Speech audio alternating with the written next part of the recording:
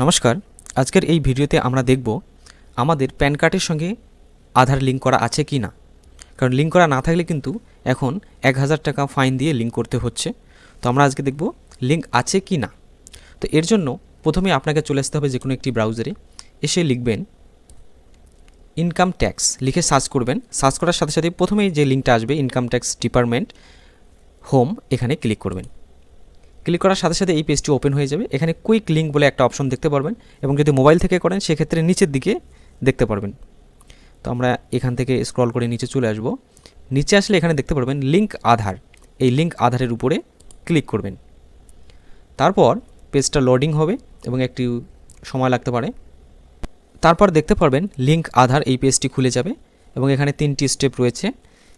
এখান থেকে নিচে চলে আসবেন স্ক্রল করে, আসলে এখানে দেখতে পাচ্ছেন প্যান। তো এখানে আপনি আপনার প্যান কার্ড নাম্বারটি বসিয়ে দেবেন এবং এখানে আপনি আপনার আধার কার্ড নাম্বারটি বসিয়ে দেবেন। এবং এখানে নোট দেওয়া রয়েছে কোন কোন রাজ্যের ক্ষেত্রে সার 80 বছরের ঊর্ধ্বে, এবং মেঘালয়, জম্মু অ্যান্ড কাশ্মীর, আসাম। তো এটা দেখলে দেখতে পারবেন, না দেখলে নেই। এরপর নিচে চলে আসবেন। নিচে আসলে এই যে ভ্যালিডেট দেখতে পাচ্ছেন, এই ভ্যালিডেট অ্যাক্টিভ হয়ে যাবে। এই যে দেখতে পাচ্ছেন আমরা আধার নাম্বার এবং প্যান নাম্বার দেওয়ার সাথে সাথেই ভ্যালিডেট অ্যাক্টিভ হয়ে গেল।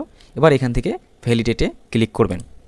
তারপর একটা মেসেজ চলে আসবে এবং এখানে লেখা থাকবে ইয়োর প্যান, লিখে প্যান কার্ডের প্রথম দুটো নাম্বার এবং শেষ দুটো নাম্বার বা ডিজিট থাকবে। Is already linked to given Aadhaar number, same দুটো ডিজিট এবং শেষের দুটো ডিজিট এখানে দেখা থাকবে।